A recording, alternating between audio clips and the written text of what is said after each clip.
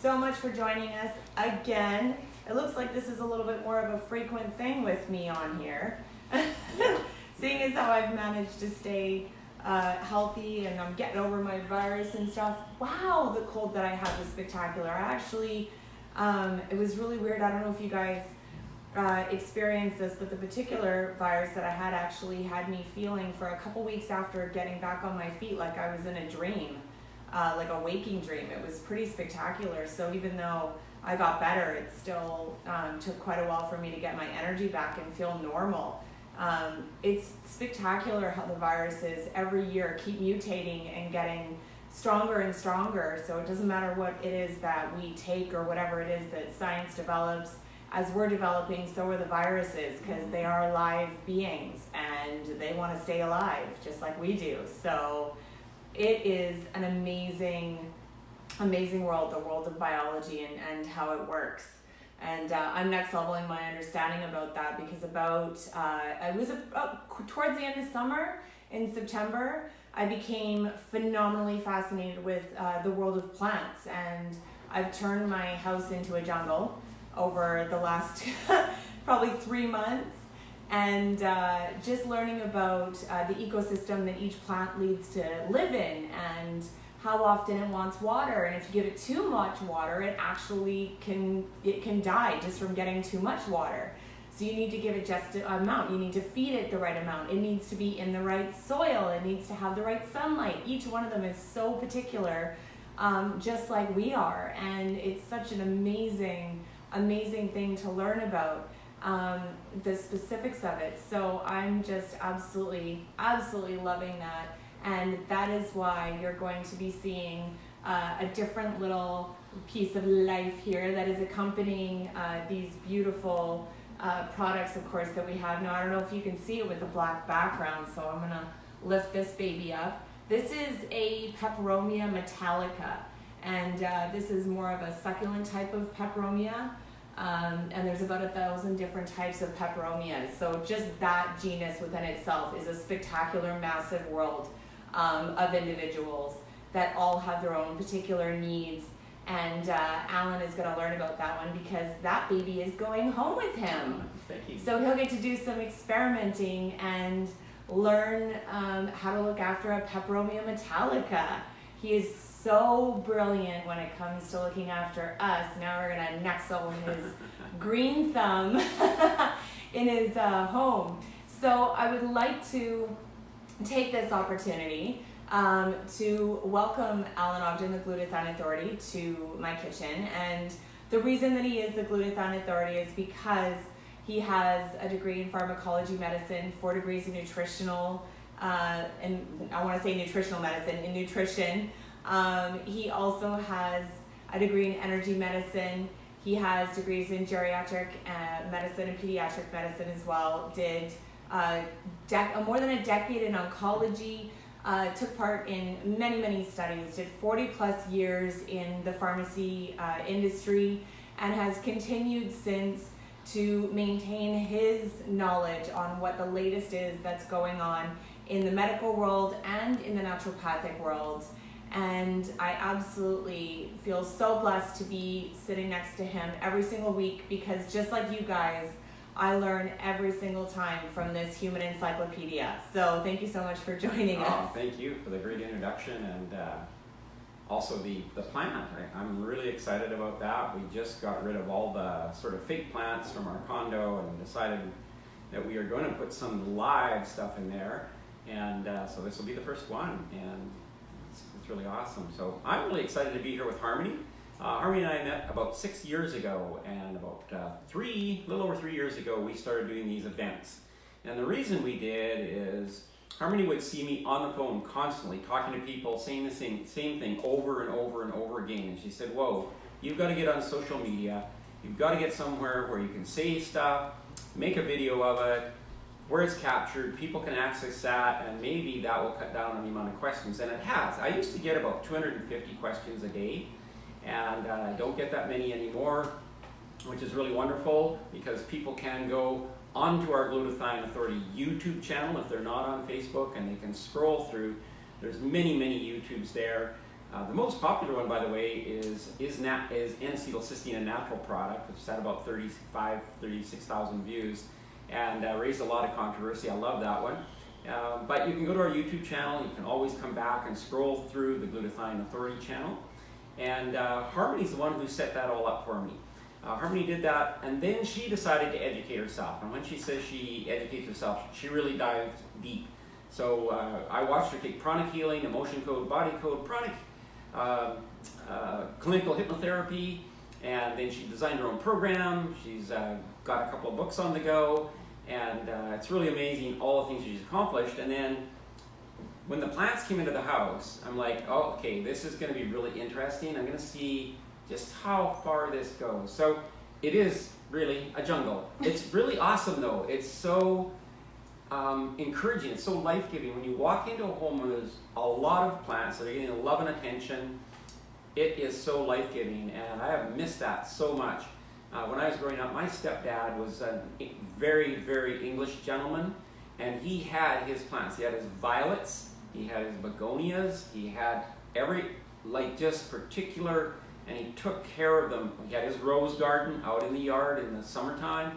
He took such great care of those. We used to plant 200 dozen bedding plants every spring. People would drive by our yard in the fall, take pictures of the place. He was a very astute English gardener. Did it with a suit and tie, too. That's how. That's so British. That's so British, right? So suit and tie. So I'm really excited to get this started. But tonight I want to talk about hydration, or we want to talk about hydration. And the reason for that is winter is kind of this odd time. Now when it's summer and the sun's out and we're sweating and we're outside doing things, we're like, oh gosh, we should drink more fluids. We should keep our hydration up. When the days get short and it gets dark and we're not out that much, we tend to be inside, we forget about our hydration. And a lot of people will wake up in the morning, especially in the wintertime, they'll wake up with a headache. They think it's actually from the weather. It's actually from dehydration.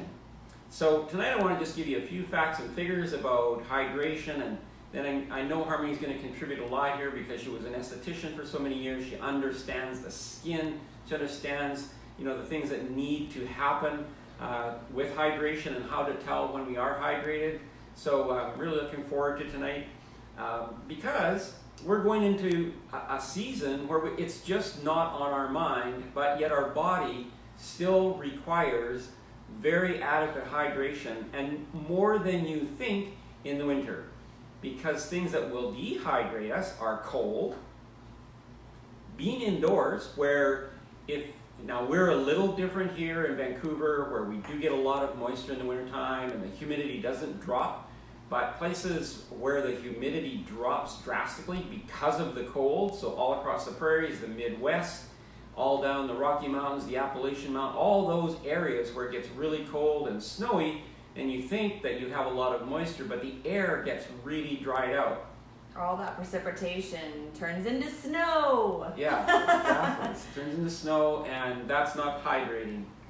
And I have literally been in Phoenix when the outside humidity was 14%, which is very low, and I know it can even get lower than that.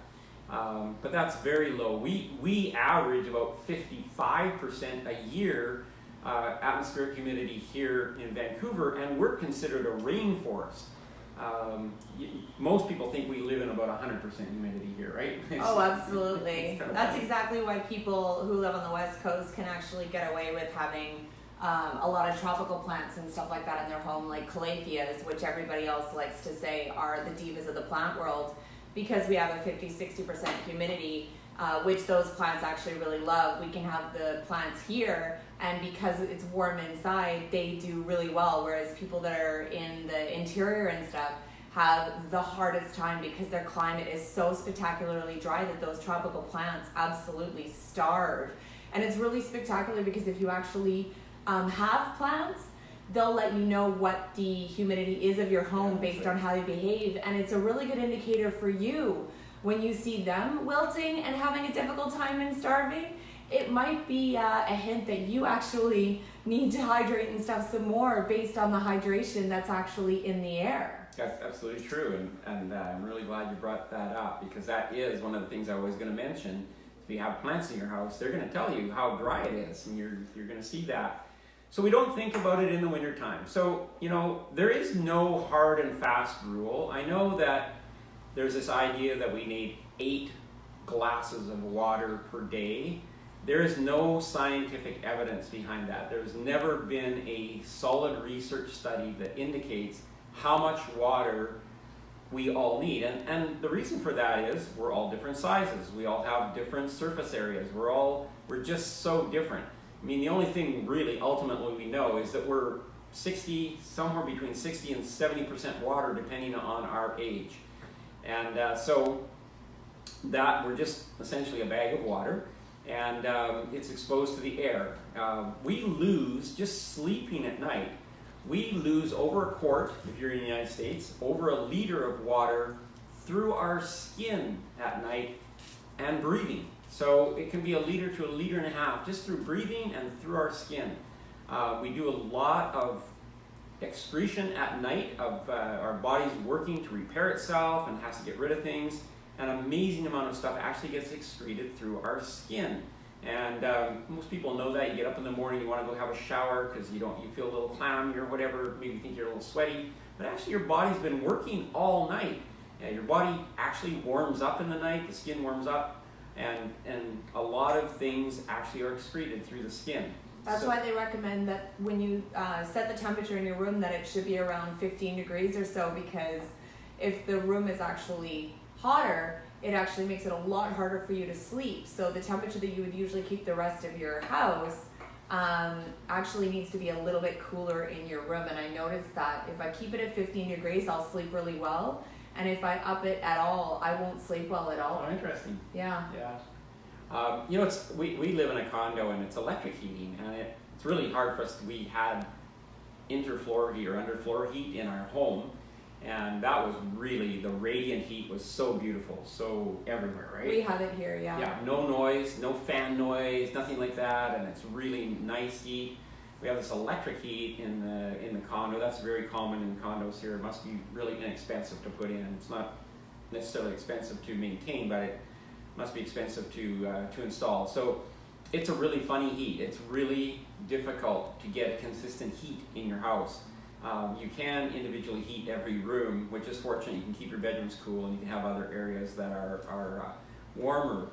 But so our skin, we lose water through our skin, we lose water through breathing, and then just the natural process. We should be making around 2 to 4 ounces of urine every hour or so, and so that's we can hold quite a bit of urine if we have a natural sized bladder and no problems. If we're a guy with a prostate or whatever, we can hold about 500 mils. So just think water bottle, plastic water bottle full of water. That's about what your bladder can hold before you start to get really uncomfortable, and if you go beyond that, you get really, really uncomfortable.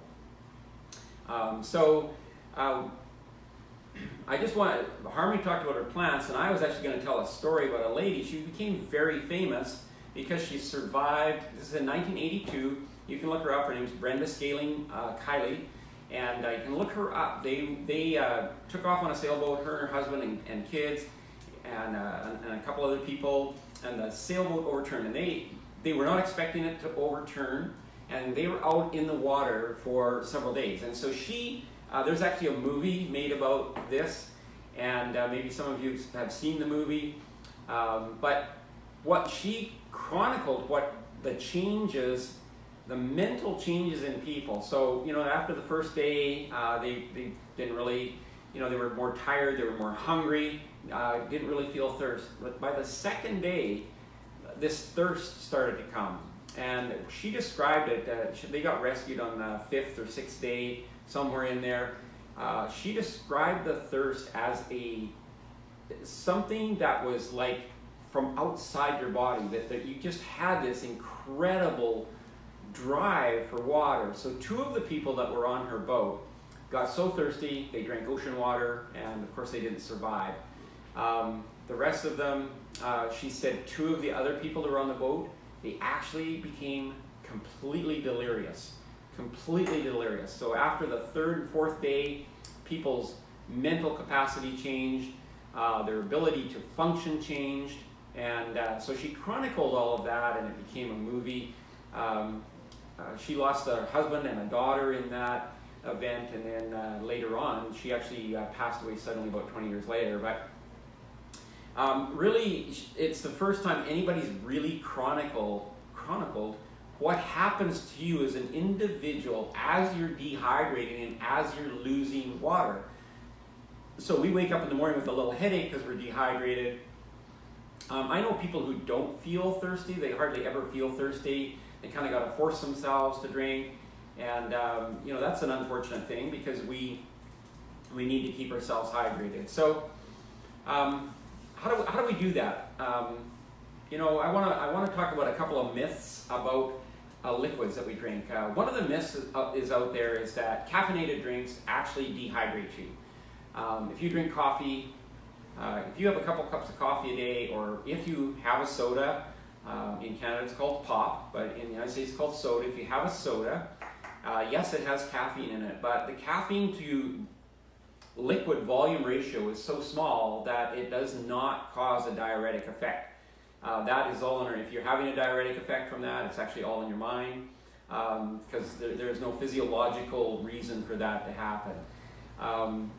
So those things don't. But if you're drinking something like alcohol, that has a completely different effect on your whole body system. So while you're taking in liquid, your body is not, it can take a little bit of water out of that, but there's not much. And actually, most people know that after you've had a night of drinking, you are tremendously dehydrated, like tremendously dehydrated. That's what a hangover is. A hangover, yeah.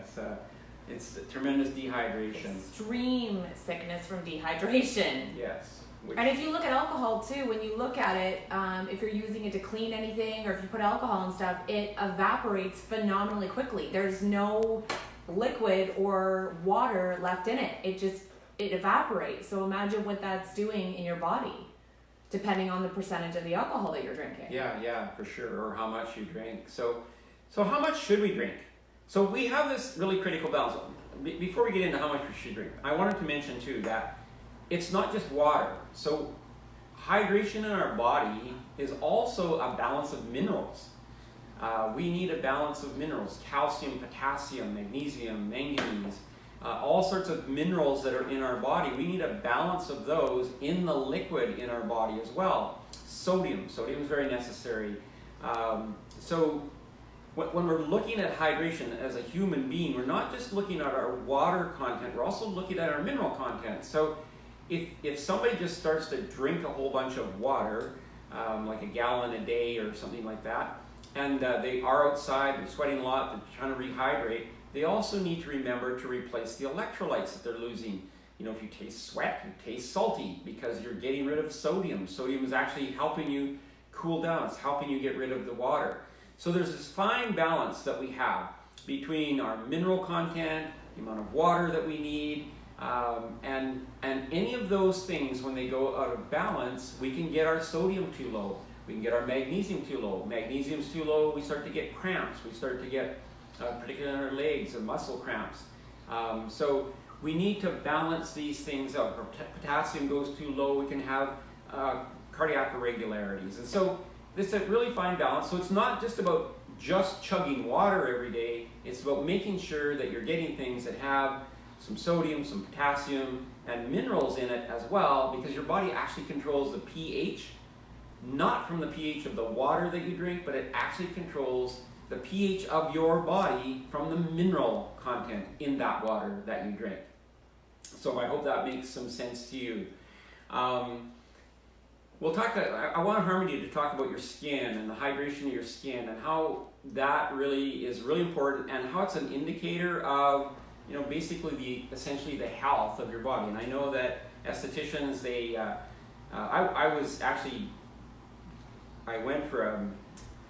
I get my toenails trimmed at a nail salon sometimes, and I was getting my toenails trimmed, and the girl said to me, "Wow, you are really dried out. You need to, you need to hydrate." I'm like, how do you tell that from down there? And then anyway, so.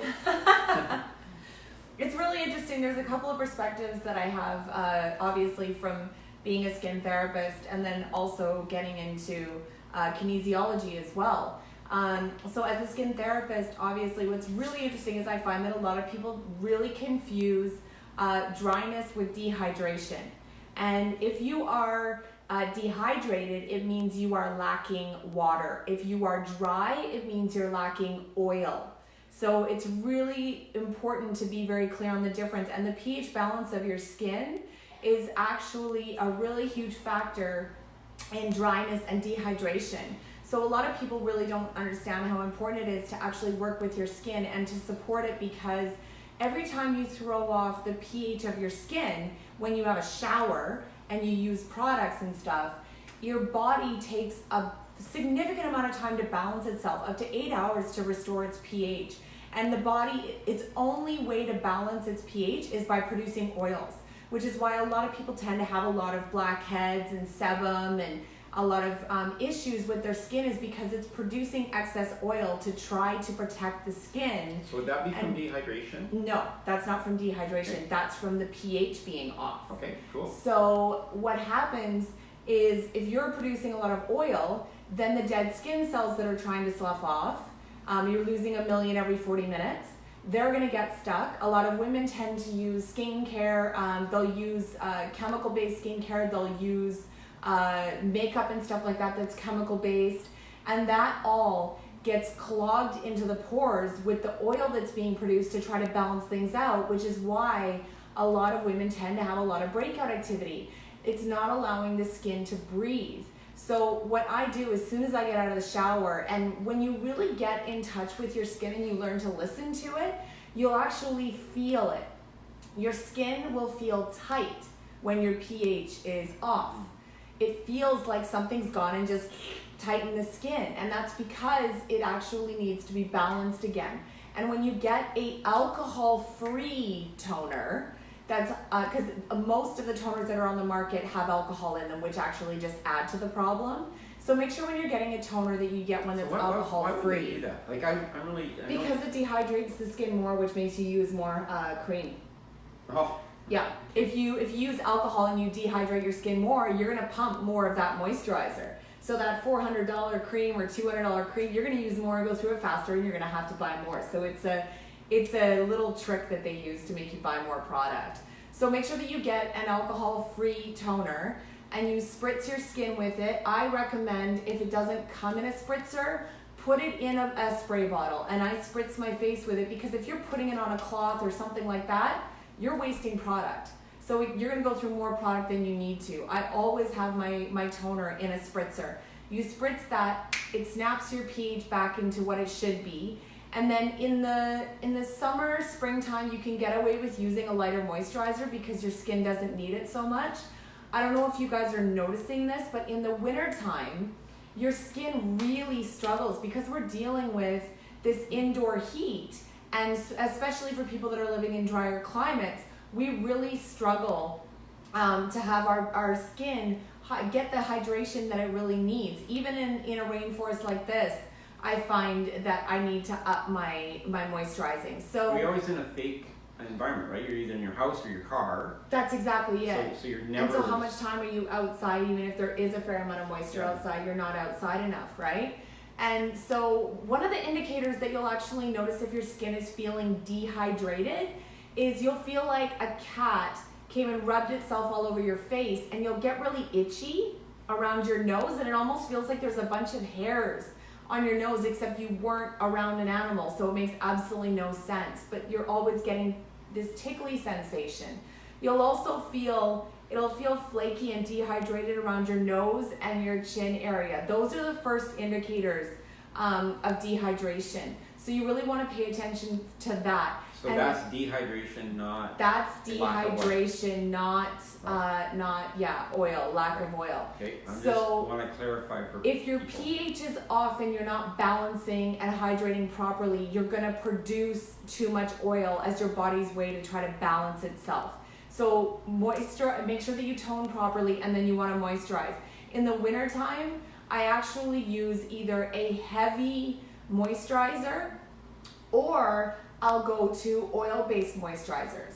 and use that with essential oils in it. And if it's a good enough moisturizer, literally I can put the oil-based moisturizer on, and within 5 minutes my skin soaks it up, and I can put my makeup base over top of it because it wants it that much. So make sure that you're going to a decent company. There's lots of really great natural products out there nowadays.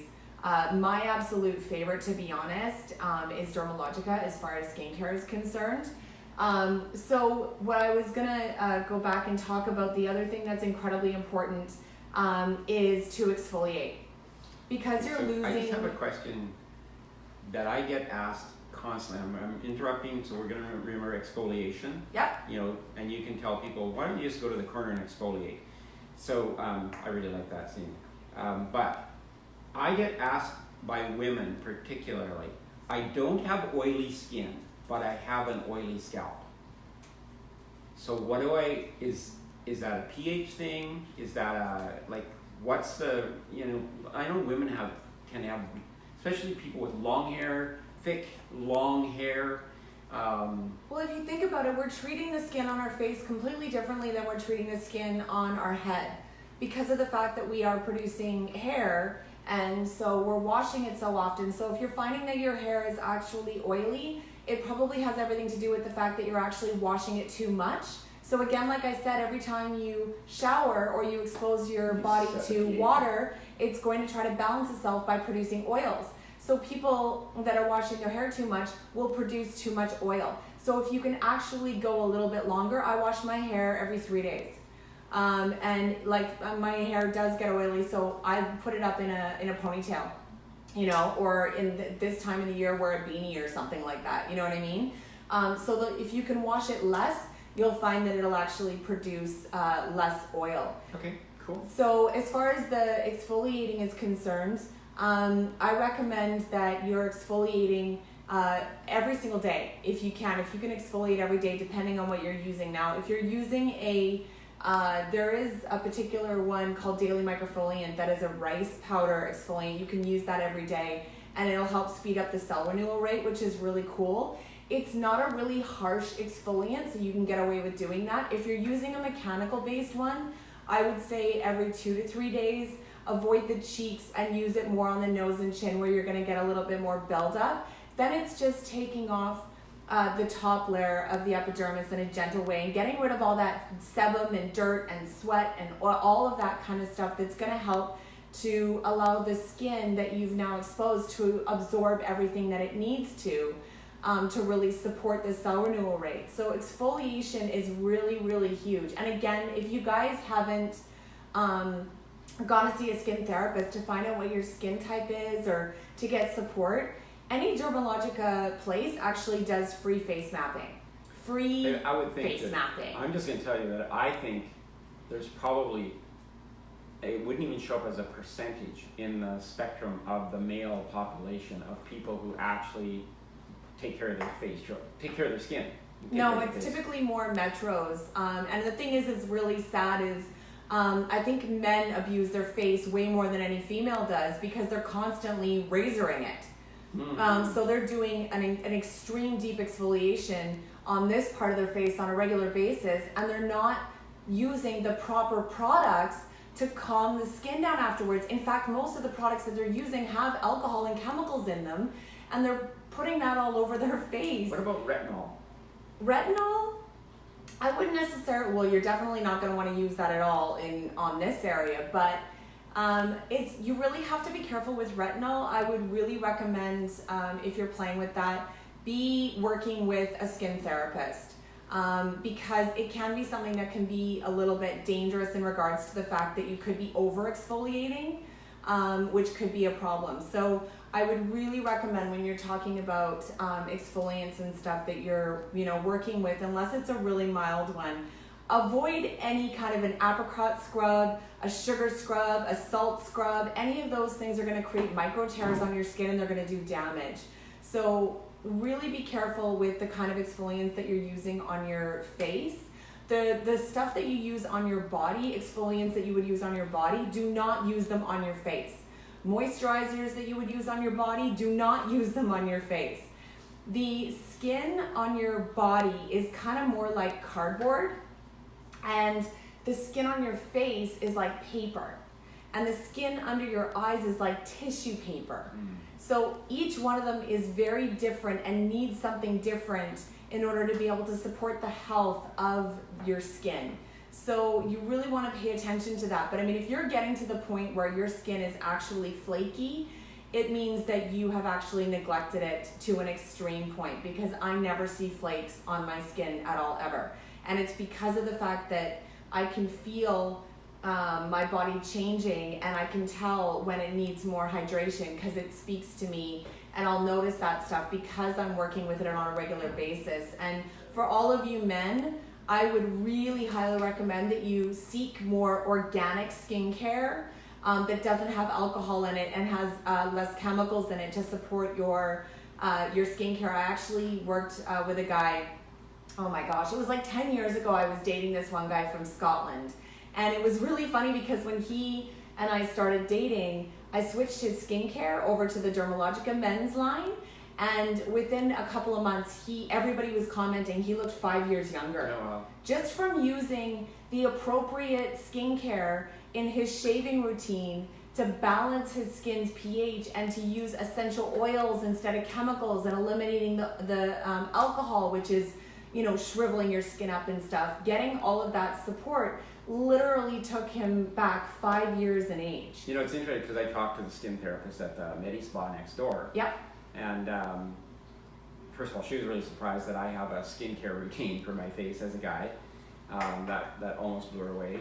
But she said, you know, her thing is, like, if guys would just do something, like, just make sure it's, like you say, not alcohol, but just to, because shaving is so hard on your facial skin. Like, you think about that. I mean, how many times have we nicked ourselves? And, you know, that's how close we are. It's so easy to nick yourself. And if you have sensitive skin, you can be using sensitive skin shave cream, whatever. You're taking like 5 or whatever blades down your face, and gosh, you're talk about exfoliation. It's severe exfoliation. You're scraping off the top layer of the epidermis every single time that you Totally. shave, and then you're exposing skin that isn't essentially supposed to be exposed yet, and you need to be aware of that and nurture it and protect it, not expose it to harsh chemicals and alcohols. Yeah, I'm so fortunate that I literally shave twice a week, and you know, I didn't even actually start shaving until I was in my 20s,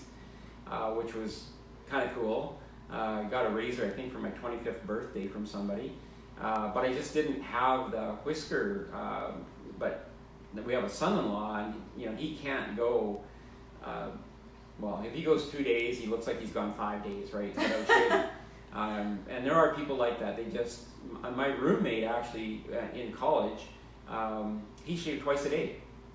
So think about that. Like, wow. Twice a day, you're doing that exfoliation, and so just amazing how we treat our skin, and don't think about that we should compensate for that. And I think we kind of think we are, because we're using, you know, maybe sensitive skin foam, or we're using, you know, the latest greatest blades that come out. Electric shaving to me is just as damaging, maybe even more so. I don't know. You think of the rotary spinning thing on your face. So here's something a lot of people don't realize too, Alan. I don't know if you knew about that, but in the shaving creams and stuff that a lot of the companies produce that goes along with the razors that they also produce, within those shaving foams and stuff, they actually put chemicals in there that will dull the razor, so you have to buy razors more often. So they are, because they make so much money off of the razor blades. So think about what that's doing to your skin and how damaging that is. I actually use Mikla skin cleanser. Okay. As my shave foam. Nice. Right? Yeah. It works. It works really, really well. And you are so right, because I got some new blades, and along with it, I got a free new kind of sensitive skin, because I'm a sensitive guy, thank you. Sensitive skin foam. So I thought, I'm going to try this. And I can't, like the blades, I lost like 40% of the time that I used to have with a blade. I'm like, why is this? It's just dulling so soon. Like, what is with that? And I hate throwing blades out. I really hate it. I wish there was some recycle place we could take blades to, because I just hate throwing them out. Yeah. So then I started using the Mikla that comes from V-Side.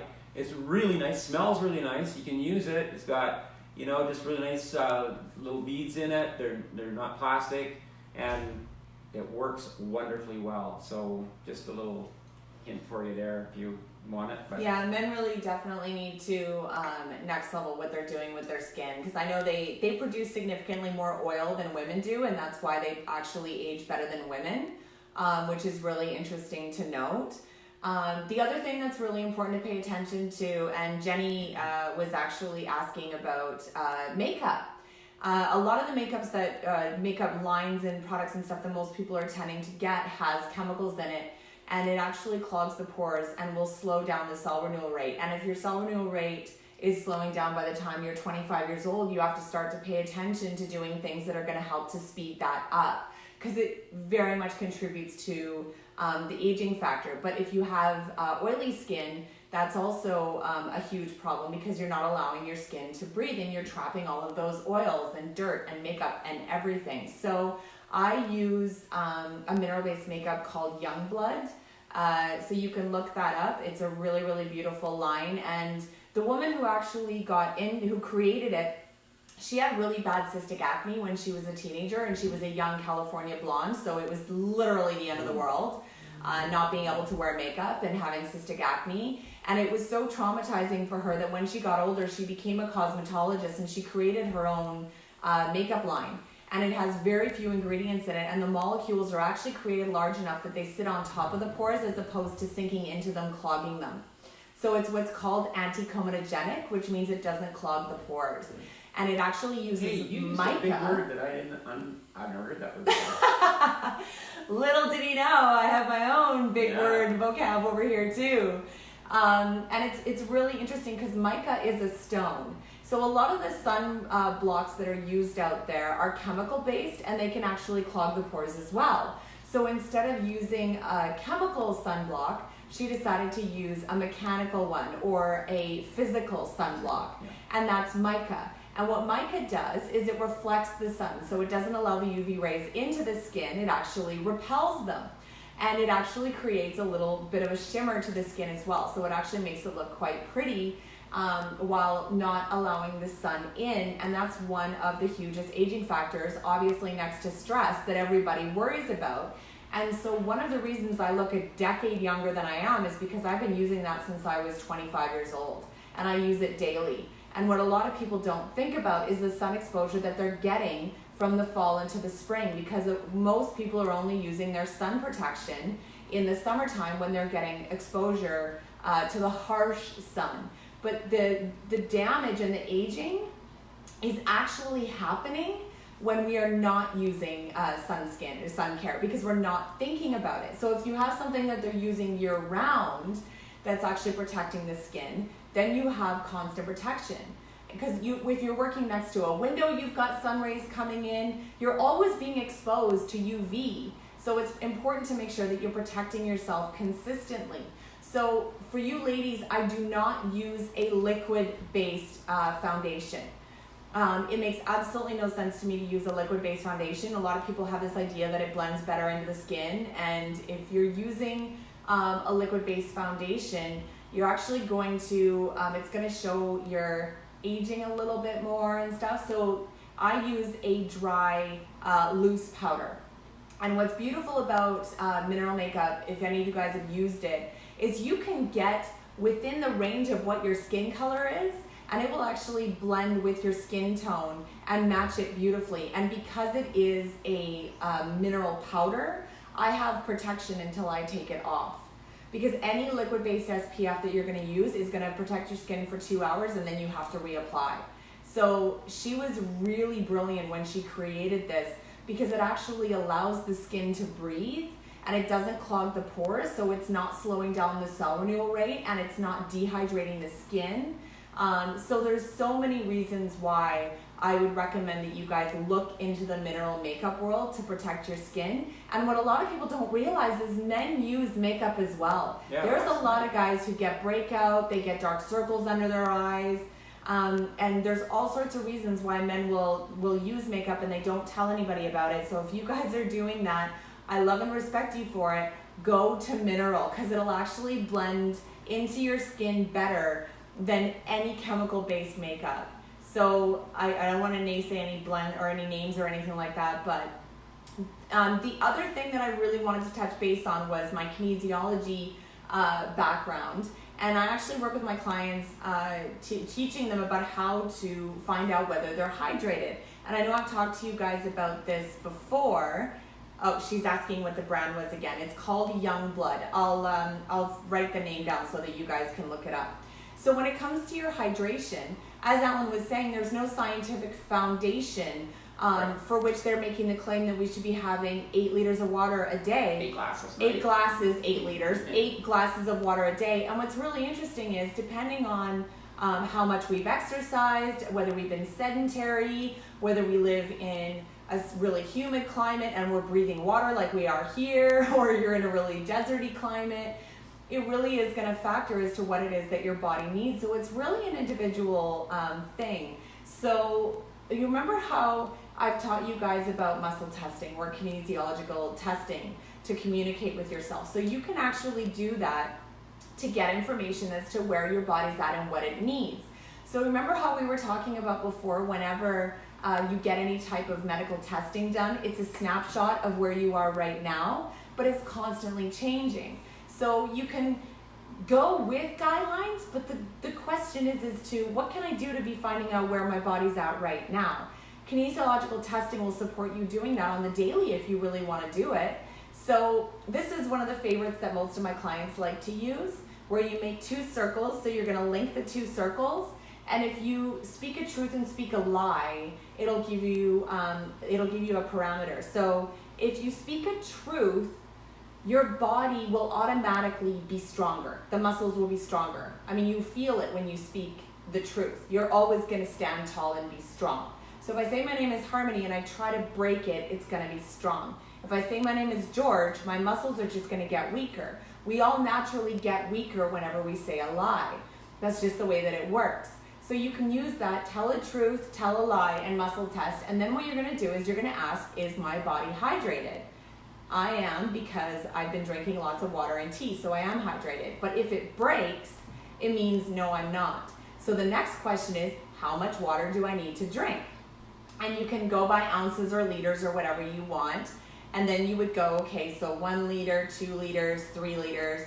And when it breaks, so the number before when it breaks is what you're looking for. So if you're strong on 2 liters and break on 3, then you need to get another 2 liters into your body before your body's happy.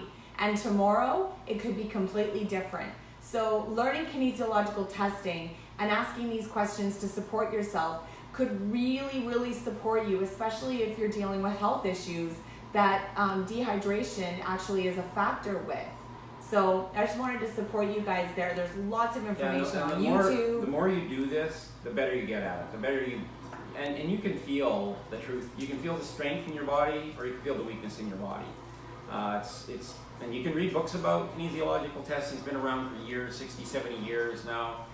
It's highly scientifically documented.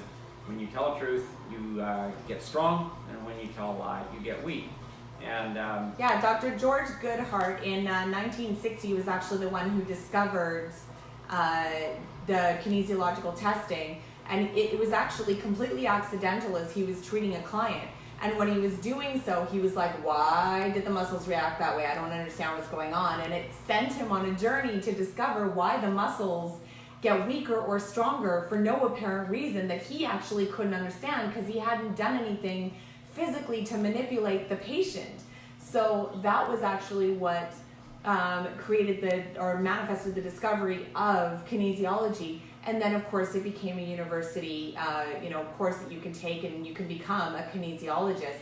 So it's been around since essentially 1960, but for some reason, we're not doing it on the daily, and it isn't a regular thing in the world. And I think there's a reason for that, right? So, but there are a lot of really amazing modalities. Many doctors in many different disciplines actually use kinesiology. It's used, obviously, kinesiologists use it in rehabilitation. And then there are multiple healing modalities that use the kinesiological testing to find trapped emotion and flow it within a person. So, and chiropractors use it to find trapped energy or subluxations that need to be treated. My doctor has a clinical hypnotherapist that he uses for pain and so on. So it's really not. And once again, if you just practice, maybe this doesn't work for you, maybe something else. You'll find another technique in one of the books. If you read about it, you'll find another technique that works for you.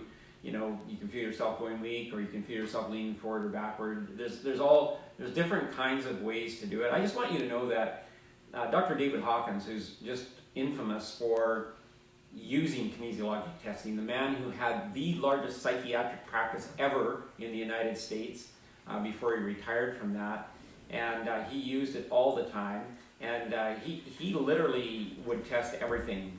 He got 1,000 volunteers, and they would just ask a question. And it's interesting you asked that about water, because that's one of the things that he lived in Sedona, so that's one of the things they tested for.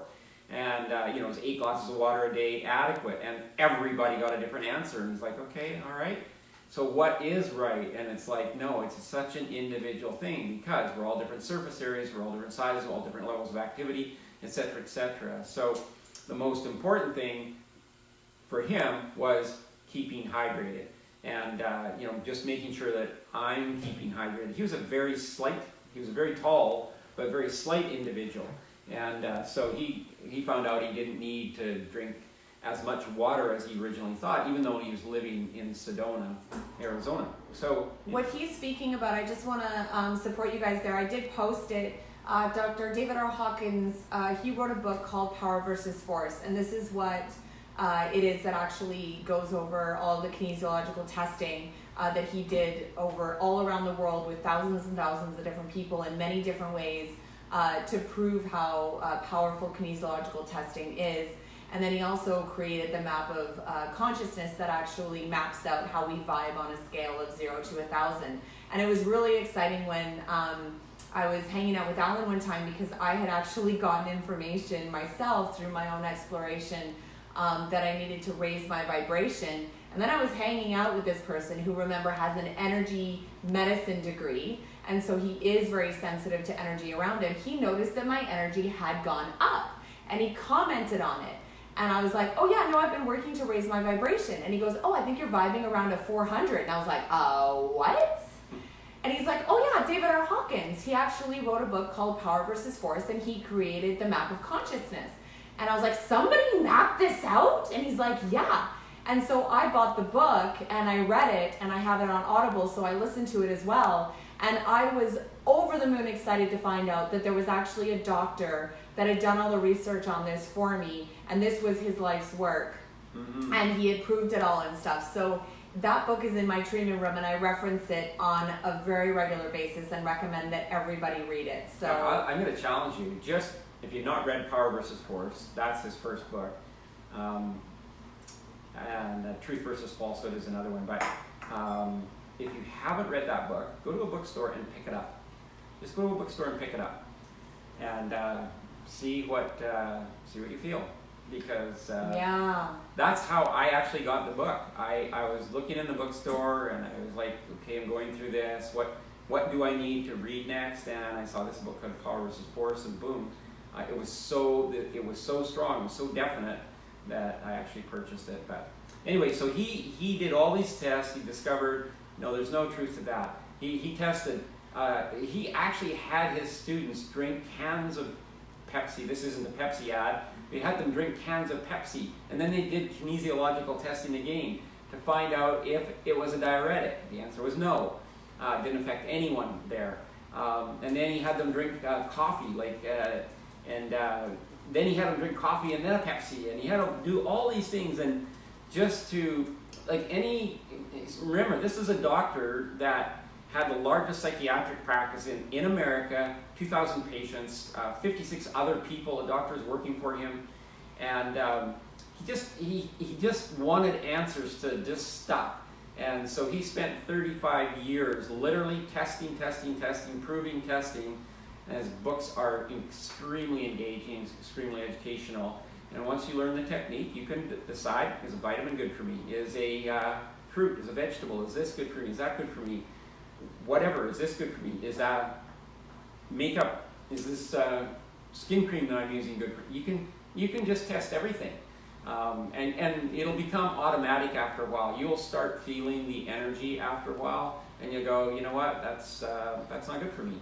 And that doesn't mean it's not good for somebody else, right? Like, so I don't ever criticize somebody else for if they're drinking a big gulp, that's their deal. I don't know if it's good for them or not. I just know it's not good for me. But I'm not against soda. I like one once in a while, but I'm not going to drink a big gulp every day. So just, it's really, really cool. So anyway, we're going into winter season, we're going into Christmas season, and it is a season where we really do forget, I'm going to say, just about our basic sort of human needs, our body's needs. I think over this next, like from Thanksgiving, U.S. Thanksgiving to Christmas, a very short period of time this year. It's actually 6 days shorter than last year from Thanksgiving Day to Christmas Day in the United States. And so, you know, it's just a time when we kind of let it go. We just kind of let everything go, and we don't think about some of the things. And then, you know, then we wonder at the end of why we feel so miserable, so awful, so whatever. And one of the things that can really help you through this whole season, you're going to eat food that's going to have more salt, more stuff in it than usual, more sugar, more alcohol, all of that. And one of the things that is so critically important to you is to keep hydrated.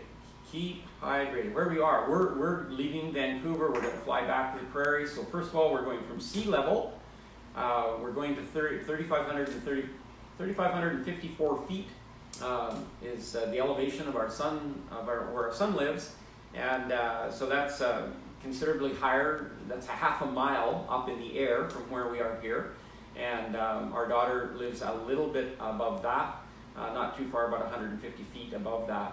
And it's basically desert. And it's basically desert, especially when it's minus 27 outside. To give Americans some perspective, that's around minus 8 Fahrenheit. But when it's minus 27, and you can only be out for 2 or 3 minutes without freezing something, you know, especially if there's a wind, you are drying out just as fast as you are in the summer sun. And we don't even think about that, but we are drying out very, very quickly. Extremely important to hydrate. If you love skiing, if you love toboggan, if you love winter sports, and you're out there enjoying your winter sports, it's so critically important for you to hydrate because you are drying out very, very quickly. And if you're out, you got exposed skin, and then you've got your stuff all packed in a parka and all that stuff, and you're sweating underneath. I mean, you're really losing a lot of water. That's phenomenally dangerous in itself. A lot of people don't realize how they actually can work up a sweat outside when it's minus temperatures, and that can be phenomenally dangerous. Yeah. So that, I mean, we're going into I just really wanted to bring this up today because we are going in. There's Harmony mentioned this, and I just want to reinforce this. Even though it's cloudy outside, we are still being exposed to damaging sun rays. So our son, not Harmony and I, we didn't have a son. Donna, my wife, and I had a son, same age as Harmony. And so 3 years ago, he had skin cancer taken off of his face. He had skin cancer when he was born. Very, very unusual, extremely rare event. Anyway, it happened, it was there. We dealt with it right away. And then the doctor said, you know, he's really got to watch himself. And the son, he's very, very fair, rare, red-headed lad. Lots of red-haired people in our family. Very, very fair, delicate skin. So he was very conscientious about wearing sunglasses and putting on sunscreen, except in the winter. And 3 years ago, he was driving down the road, he's in his car in the wintertime, he's wearing his sunglasses, and he went to scratch under his sunglasses. He felt a little itchy, so he scratched, and it started to bleed, and it wouldn't stop. Like, he just kept going and going, like, not a lot, but just it wouldn't heal. So that's what took him to the doctor in the first place. Goes to the doctor and he says, you know, I scratched this like a week or so ago, and it's still draining. the doctor said, I want you to sit right there. And he disappeared out the door, and like 2 minutes later, this other doctor comes walking in and says, hi, my name is so-and-so. I'm a oncologist, plastic surgeon. So he literally deals with skin, not only skin cancers, but the effects of, mastectomies and all that. He does reconstructive surgery and all that kind of stuff. He walks in, he says, you're scheduled for surgery tomorrow afternoon. That's how quick it was. And so they took that off, and I'm happy to say that nothing has occurred since then. And that's one of the reasons that compelled me actually to get glutathione skin cream in the works and in the making, because it'd be so important to have that, something that is keeps the proper pH and keeps your glutathione. Keep about 14% of your glutathione, body's glutathione, is kept in your skin. So it was a very dangerous situation, and he learned that he has to wear sunscreen even in the winter. He has very special stuff, and like Harmony was saying, it actually contains minerals in it. It doesn't, it's made of zinc and something else, maybe mica and zinc, I'm not sure. I'll have to check when I see him this time. But it's made of minerals. It's not PABA, BLABA, whatever stuff. It's not inexpensive, but he puts it on every day before he goes outside. When it's snowing, blowing, whatever it's doing, he's got his sunscreen on. So we dehydrate, and we're exposed to damaging sun rays all year round. Even though we just, so this is a really critical time of year. For us, the next 6 months, it's going to be dark, it's going to be cold. We're going to be inside, we're going to be eating stuff we don't ordinarily eat. Unless you're Candace Foy, and it's summertime for her, so of course she's thinking about sun protection and hydration and all the rest of that, because it's her hot season. She's probably the only one watching us that's thinking whatever your guys are saying is completely irrelevant, because I'm just on the other side of the planet. To the opposite of everything we say. Actually, no. Turn it upside down. Still is completely applicable. And it's really funny because I was just chatting with her, and she does come from Canada, and where she comes from, it is absolutely winter wonderland, and there'd be feet of snow on the ground, and it would be very, very cold, and so she knows what it's like to experience the darkness and the cold and the snow and the dryness and all of that. And now she's in Australia, where it's hot and dry and absolutely beautiful, and I can only imagine what it's like to have a Christmas and have it be summertime and hot, and so it must be quite the amazing change. And for people that are in the Australia the part of the planet there, a lot of the people that live over there have to deal with skin cancer because of the ozone layer. I know Hugh Jackman, he's had cancer removed from his face multiple times. So it's incredibly important to make sure that you're protecting your skin and you have a good skincare routine. The other thing that a lot of people don't generally tend to think about is the fact that because we're colder and we're always trying to warm up, people generally tend to have hotter showers.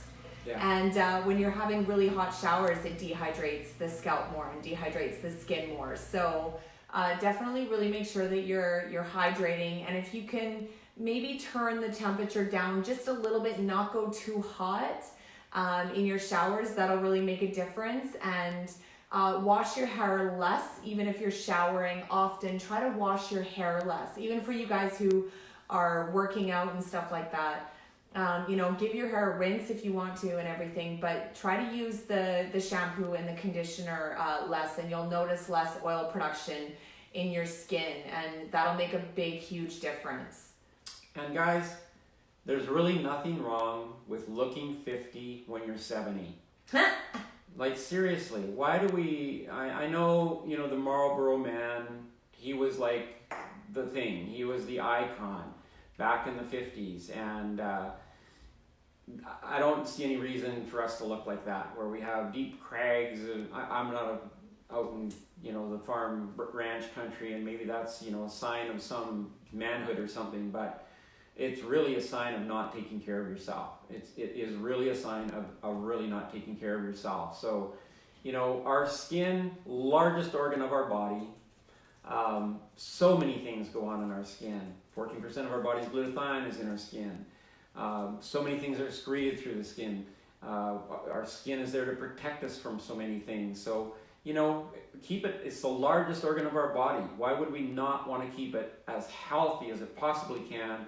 Because it will just reflect into the health of our total body. The healthier skin is, the better it is. I just want to mention this too. If you are in Australia, or lived in Australia, if you lived in a hot climate when you were younger and you moved out of that climate. So my boss, when I first got into the drugstore business 40 some years ago, was an Australian. A really nice gent. He was from Brisbane, came over here, got his license here. He'd grown up there, he got a drugstore over here for a little while, and then he started work for this corporation that he and I both ended up working for. Lo and behold, he'd been out of Australia for about 15 years, and he got skin cancer, which they directly related to the time of him living in Australia. So the damage was already done, and it just, over here, the environmental conditions or the stress or whatever he was under allowed that to come out. But that really surprised me, and the doctor that we dealt with at the time said, no, it's very common. People who are raised in climates where it's very hot and their skin is exposed to so much radiation, they are still at very much high risk, even if they get out of that area and live somewhere, you know, like Canada or somewhere where we don't get as much exposure, etc. So he carried that. He's still alive. He's a great gent, and but he carries that risk with him as he grew up in that beautiful hot climate. And I've noticed that with Hawaiians and other people who you know, lived in really warm climates, or even Filipinos and people who've grown up in really warm climates. They come here, they live in Canada, and you know, skin cancer is very common here.